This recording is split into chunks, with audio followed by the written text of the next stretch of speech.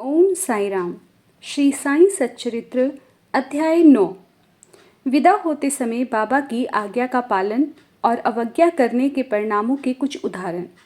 भिक्षावृत्ति और उसकी आवश्यकता। भक्तों के अनुभव। गत अध्याय में केवल इतना ही संकेत किया गया था कि लौटते समय जिन्होंने बाबा के आदेशों का पालन किया वे सकुशल घर लौटे और जिन्होंने अवज्ञा की उन्हें दुर्घटनाओं का सामना करना पड़ा। इस अध्याय में यह कथन अन्य कई पुष्टिकारक घटनाओं और अन्य विषयों के साथ विस्तार पूर्वक समझाया जाएगा। शिरडी यात्रा की विशेषता। शिरडी यात्रा की एक विशेषता यह थी कि बाबा की आज्ञा के बिना कोई भी शिरडी से प्रस्थान नहीं कर सकता था और यदि किसी ने ऐसा किया भी तो मानो उसने अनेक कष्टों को निमंत्रण दे दिया। परंतु यदि किसी को शिरडी छोड़ने की आज्ञा हुई तो फिर वहाँ उसका ठहरना नहीं हो सकता था। जब भक्तगण लौटने के समय बाबा को प्रणाम करने जाते तो बाबा उन्हें कुछ आदेश दिया करते थे जिनका पालन अति आवश्यक होता था। यदि इन आदेशों की अवज्ञा कर कोई लौट गया तो निश्चय ही उसे किसी न किसी दुर्घटना का सामना करना ही पड़ता था। ऐसे कुछ उदाहरण यहाँ दिए जाते हैं। तात्या कोटे पाटिल। एक समय तात्या कोटे पाटिल तांगे में बैठकर कोपर गांव के बाजार को जा रहे थे। वे शिकता से मस्जिद में आए, बाबा को नमन किया और कहा कि मैं कोपर गांव के बाजार को जा रहा हूँ। बाबा ने कहा, शिकता ना करो, थोड़ा ठहरो, बाजार जाने का विचार छोड़ दो और गांव के बाहर ना जाओ। उनकी उतावली को देखकर बाबा ने कहा, अच्छा कम से कम श्यामा को तो साथ लेते जाओ। बाबा की आज्ञा की अवहेलना करके उन्होंने तुरंत तांगा आगे बढ़ाया। तांगे के दोनों घोड़े में से एक घोड़ा जिसका मूल्य लगभग 300 रुपये था अति चंचल और द्रुतगामी था। रास्ते में सावरी विहीर ग्राम पार करने के पश्चात ही वह अधिक वेग से दौड़ने लगा।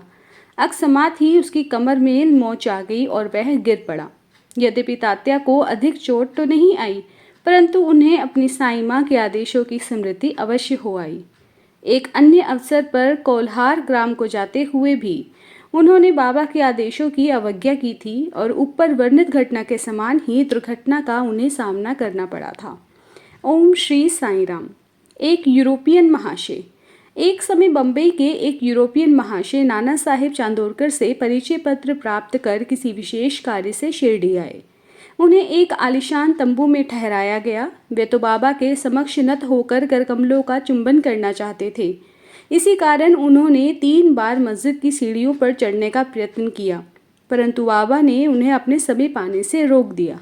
उन्हें आंगन में ही ठहरने और वहीं से दर्शन करने की आज्ञा मिली। इस विचित्र स्वागत से अप्रसन्न होकर उन्होंने शीघ्र ही शिरडी से प्रस्थान करने का विचार किया और विदा लेने के लिए वहां आए। बाबा ने उन्हें दूसरे दिन जाने और शिकता न करने की राय दी। अन्य भक्तों ने भी उनसे बाबा के आदेश का पालन करने की प्रार्थना की परंतु वे सबकी उपेक्षा कर तांगे में बैठकर रवाना हो गए।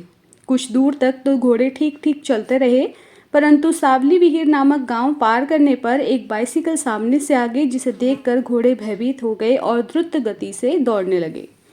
फलस्वरूप टांगा उलट गया और महाशय जी नीचे लुढ़क गए और कुछ देर तक टांगे के साथ साथ घसीटते चले गए। लोगों ने तुरंत ही दौड़कर उन्हें बचा लिया परंतु चोट अधिक आने के कारण उन्हें कोपर गांव के एक अस्पताल में शरण लेनी पड़ी। इन सभी घटनाओं से भक्तों ने यह शिक्षा ग्रहण की कि जो बाबा की आदेशों की अवहेलना करते हैं उन्हें किसी न किसी प्रकार की दुर्घटना का शिकार होना ही पड़ता है और जो आज्ञा का पालन करते हैं वे सकुशल और सुखपूर्वक घर पहुंच जाते हैं। ओम साई राम। भिक्षावृत्ति की आवश्यकता। अब हम भिक्षावृत्ति के प्रश्न पर विचार करेंगे। संभव है कुछ लोगों के मन में संदेह उत्पन्न हो कि जब बाबा इतने श्रेष्ठ पुरुष थे तो फिर उन्होंने आजीवन भिक्षावृत्ति पर ही निर्वाह क्यों किया। इस प्रश्न को 2 दृष्टिकोण समक्ष रखकर हल किया जा सकता है। पहला दृष्टिकोण, भिक्षावृत्ति पर निर्वाह करने का अधिकारी कौन है। शास्त्रानुसार वे व्यक्ति जिन्होंने 3 मुख्य आसक्तियां कामिनी, कांचन और कीर्ति का त्याग कर आसक्ति मुक्त हो संन्यास ग्रहण कर लिया हो वे ही भिक्षावृत्ति के उपयुक्त अधिकारी हैं क्योंकि वे अपने गृह में भोजन तैयार करने का प्रबंध नहीं कर सकते अतः उन्हें भोजन कराने का भार गृहस्थों पर ही है। श्री साईं बाबा ना तो गृहस्थ थे और ना ही वानप्रस्थी, वे तो बाल ब्रह्मचारी थे। उनकी यह दृढ़ भावना थी कि विश्व ही मेरा गृह है। वह तो स्वयं ही भगवान वासुदेव विश्व पालनकर्ता तथा परब्रह्मा थे, अतः वे भिक्षा उपार्जन के पूर्ण अधिकारी थे। दूसरा दृष्टिकोण, पंचसूना, 5 पाप और उनका प्रायश्चित। सबको यह ज्ञात है कि भोजन सामग्री या रसोई बनाने के लिए गृहस्थ आश्रमियों को 5 प्रकार की क्रियाएं करनी ही पड़ती हैं। कंडनी, पीसना, पेशनी, दलना, उदकुंभी, बर्तन मलना, मार्जनी, मांजना और धोना, चूली, चूल्हा सुलगाना। इन क्रियाओं के परिणाम स्वरूप अनेक कीटाणुओं और जीवों का भी नाश होता है और इस प्रकार गृहस्थाश्रमियों पर पाप लगता है। इन पापों के प्रायश्चित स्वरूप शास्त्रों ने 5 प्रकार के योग यानी यज्ञ करने की आज्ञा दी है, अर्थात ब्रह्म यज्ञ अर्थात वेदाध्ययन, ब्रह्मा को अर्पण करना या वेदों का अध्ययन करना, कृतयज्ञ, पूर्वजों को दान देना, ये देव यज्ञ, देवताओं की बलि, भूत यज्ञ, प्राणियों को दान, मनुष्य अतिथि यज्ञ, मनुष्यों यानी अतिथियों को दान देना। यदि ये कर्म विधि पूर्वक शास्त्रानुसार किए जाएं, तो चित्त शुद्ध होकर ज्ञान और आत्मानुभूति की प्राप्ति सुलभ ही हो जाती है। बाबा द्वार द्वार पर जाकर गृहस्थाश्रमियों को इस पवित्र कर्तव्य की स्मृति दिलाते रहते हैं और वे लोग अत्यंत भाग्यशाली थे कि जिन्हें घर बैठे ही बाबा से शिक्षा ग्रहण करने का अवसर मिल जाता था। भक्तों के अनुभव। अब हम अन्य मनोरंजक विषयों का वर्णन करते हैं। भगवान कृष्ण ने गीता में कहा है कि जो मुझे भक्तिपूर्वक केवल एक पात्र, एक फूल, एक फल या जल अर्पण करता है, तो मैं उसे शुद्ध अंतकरण वाले भक्त के द्वारा अर्पित की गई वस्तु को सहर्ष ही स्वीकार कर लेता हूँ। यदि भक्त सचमुच में श्री साईं बाबा को कुछ भेंट देना चाहते हैं, तो बाद में यदि उसे अर्पण करने की उन्हें विस्मृति भी हो गई है, तो बाबा उसे या उसके मित्र द्वारा उस भेंट की स्मृति कराते और भेंट देने के लिए कहते तथा भेंट प्राप्त कर उसे आशीष भी देते। नीचे कुछ ऐसी ही घटनाओं का वर्णन किया जाता है। तरखंड कुटुंब, पिता और पुत्र। श्री रामचंद्र आत्माराम उपनाम बाबा साहेब तरखंड पहले प्रार्थना समाजी थे, तथापि वे बाबा के परम भक्त थे। उनकी स्त्री और पुत्र तो बाबा के एकनिष्ठ भक्त थे। एक बार उन्होंने ऐसा निश्चय किया कि पुत्र व उसकी माँ ग्रीष्मकाल छुट्टियों में शिरडी में ही व्यतीत करें, परंतु पुत्र बांद्रा छोड़ने को सहमत नहीं हुआ। उसे भय था कि बाबा का पूजन घर में विधि पूर्वक नहीं हो सकेगा, क्योंकि पिताजी तो प्रार्थना समाजी हैं और संभव है कि वह श्री साईं बाबा के पूजन आदि का उचित ध्यान नहीं रख सकेंगे।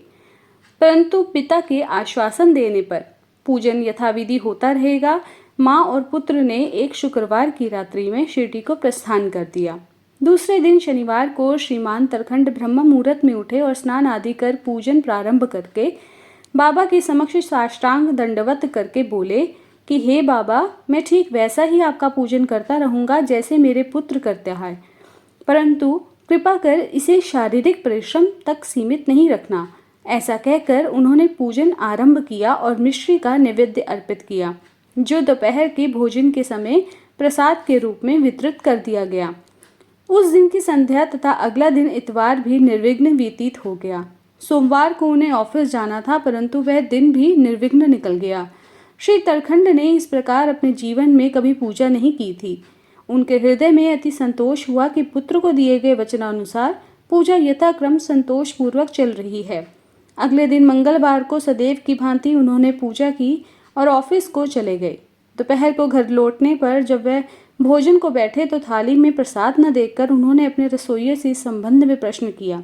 उसने बतलाया कि आज विस्मृति विश्व नैवेद्य अर्पण करना ही भूल गए हैं। यह सुनकर वह तुरंत अपने आसन से उठे और बाबा को दंडवत कर क्षमा याचना करने लगे तथा बाबा से उचित पथ प्रदर्शन न करने तथा पूजन को केवल शारीरिक परिश्रम तक ही सीमित रखने के लिए उल्हाना भी देने लगे।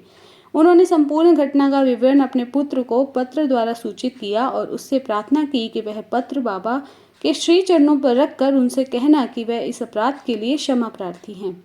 यह घटना बांद्रा में लगभग दोपहर को हुई थी और उसी समय शिरडी में जब दोपहर की आरती प्रारंभ होने ही वाली थी, तब बाबा ने श्रीमती तरखंड से कहा कि माँ, मैं कुछ भोजन पाने के विचार से तुम्हारे घर बांद्रा गया था। द्वार पे ताला लगा देखकर भी मैंने किसी प्रकार गृह में प्रवेश तो कर लिया, परंतु वहां देखा कि भाऊ मेरे लिए कुछ भी खाने को नहीं रख गए हैं।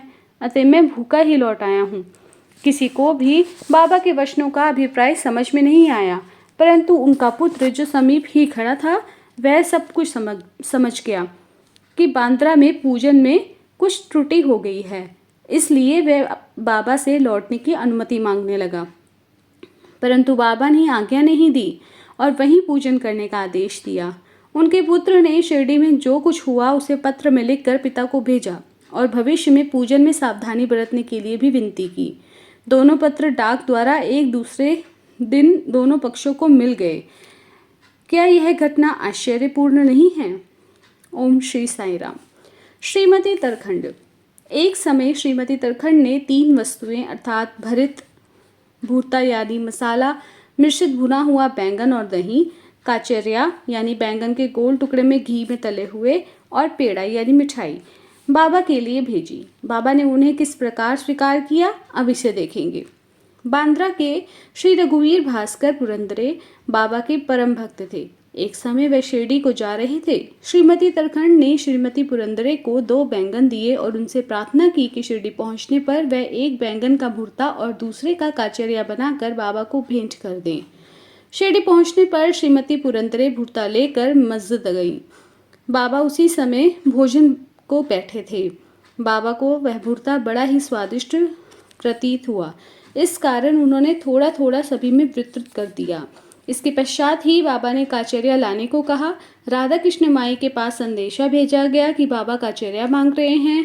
वह बड़े असमंजस में पड़ गई कि अब क्या करना चाहिए। बैंगन की तो अभी ऋतु ही नहीं है। अब समस्या उत्पन्न हुई कि बैंगन किस प्रकार उपलब्ध हो। जब इस बात का पता लगाया गया कि भुर्ता कौन लाया था, तब ज्ञात हुआ कि बैंगन श्रीमती पुरंदरे लाई थी और उन्हें ही काचरिया बनाने का कार्य भी सौंपा गया था। अब प्रत्येक को बाबा की इस पूछताछ का अभिप्राय विदित हो गया और सबको बाबा की सर्वज्ञता का महान आश्चर्य हुआ। दिसंबर सन 1915 में श्री गोविंद बालाराम मानकर शिरडी जाकर वहां अपने पिता की अंत्येष्टि करना चाहते थे। अंत्येष्टि क्रिया प्रस्थान करने से पूर्व वे श्रीमती तरखंड से मिलने आए। श्रीमती तरखंड बाबा के लिए कुछ भेंट शिरडी भेजना चाहती थी। उन्होंने पूरा घर छान डाला, परंतु केवल एक पेड़े के अतिरिक्त उन्हें कुछ नहीं मिला और वह पेड़ा ही बाबा का अर्पित नैवेद्य था। बालक गोविंद ऐसी परिस्थिति देखकर रोने लगे, परंतु फिर भी अति प्रेम के कारण वही पेड़ा बाबा के लिए भेज दिया गया। उन्हें पूर्ण विश्वास था कि बाबा उसे अवश्य स्वीकार कर लेंगे। शिरडी पहुंचने पर गोविंद मानकर बाबा के दर्शनार्थ आए, परंतु वहां पेड़ा लाना भूल गए।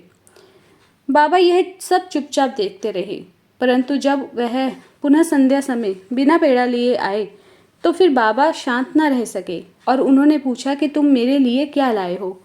उत्तर मिला कुछ नहीं।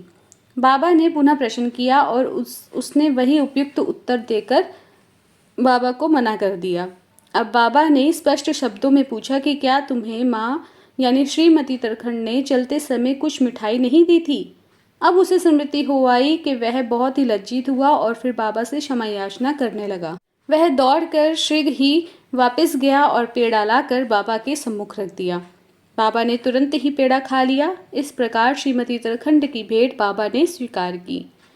भक्त मुझ पर विश्वास करते हैं, इसलिए मैं स्वीकार कर लेता हूँ। यह भगवत वचन सिद्ध हुआ। बाबा का संतोषपूर्वक भोजन। एक समय श्रीमती तरखंड शिरडी आई हुई थी। दोपहर का भोजन प्राय तैयार हो ही चुका था और थालियां परोसी जा रही थी कि उसी समय वहां एक भूखा कुत्ता आया और भौंकने लगा। श्रीमती तरखंड तुरंत उठी और उन्होंने एक रोटी का टुकड़ा कुत्ते को डाल दिया। कुत्ता बड़ी रुचि से उसे खा गया। संध्या के समय जब वह मस्जिद में जाकर बैठी तो बाबा ने उनसे कहा, माँ, आज तुमने मुझे बड़े ही प्रेम से खिलाया। मेरी भूखी आत्मा को बड़ी सांत्वना मिली। सदैव ऐसा ही करती रहो, तुम्हें कभी ना कभी इसका उत्तम फल अवश्य प्राप्त होगा। इस मस्जिद में बैठकर मैं कभी असत्य नहीं बोलूँगा। सदैव मुझ पर ऐसे ही अनुग्रह करती रहो। पहले भूखों को भोजन कराओ, उसके बाद में तुम भोजन किया करो। इसे अच्छी तरह ध्यान में रखो। बाबा के शब्दों का अर्थ उनकी समझ में नहीं आया, इसलिए उन्होंने प्रश्न किया कि भला मैं किस प्रकार से भोजन करा सकती हूँ। मैं तो स्वयं ही दूसरों पर निर्भर हूँ और उन्हें दाम देकर भोजन प्राप्त करती हूँ। बाबा कहने लगे, उस रोटी को ग्रहण कर मेरा हृदय तृप्त हो गया है और अभी तक मुझे डकारें आ रही हैं। भोजन करने से पूर्व तुमने जो कुत्ता देखा था और जिसे तुमने रोटी का टुकड़ा दिया था, वह यथार्थ में मेरा ही स्वरूप था। और इसी प्रकार अन्य प्राणी जैसे बिल्लियाँ, सूअर, मक्खियाँ, गायें आदि भी मेरे ही स्वरूप हैं। मैं ही उनके आकारों में डोल रहा हूँ। जो इन सब प्राणियों में मेरे दर्शन करते हैं, वह मुझे अत्यंत प्रिय हैं। इसीलिए द्वैत या भेदभाव भूलकर तुम मेरी सेवा किया करो। इस अमृत तुल्य उपदेश को ग्रहण कर वह द्रवित हो गई और उनकी आंखों से अश्रुधारा बहने लगी। गला रुंध गया और उनके हर्ष का पारावार न रहा। ओम श्री साईं राम। शिक्षा: समस्त प्राणियों में ईश्वर दर्शन करो। यही इस अध्याय की शिक्षा है। उपनिषद, गीता और भागवत का यही उपदेश है कि ईर्षा वास्यमिदं सर्वम, सब प्राणियों में ईश्वर का ही वास है। इसका प्रत्यक्ष अनुभव करो। अध्याय के अंत में बतलाई गई घटना तथा अन्य अनेक घटनाएं जिनका लिखना अभिशेष है, स्वयं बाबा ने प्रत्यक्ष उदाहरण प्रस्तुत कर दिखाया कि किस प्रकार उपनिषदों की शिक्षा को आचरण में लाना चाहिए। इस प्रकार श्री साईं बाबा शास्त्र ग्रंथों की शिक्षा दिया करते थे। ओम श्री साईं राम। श्री सद्गुरु साईनाथ अर्पणमस्तु। शुभम भवतु। अध्याय 9 समाप्ति।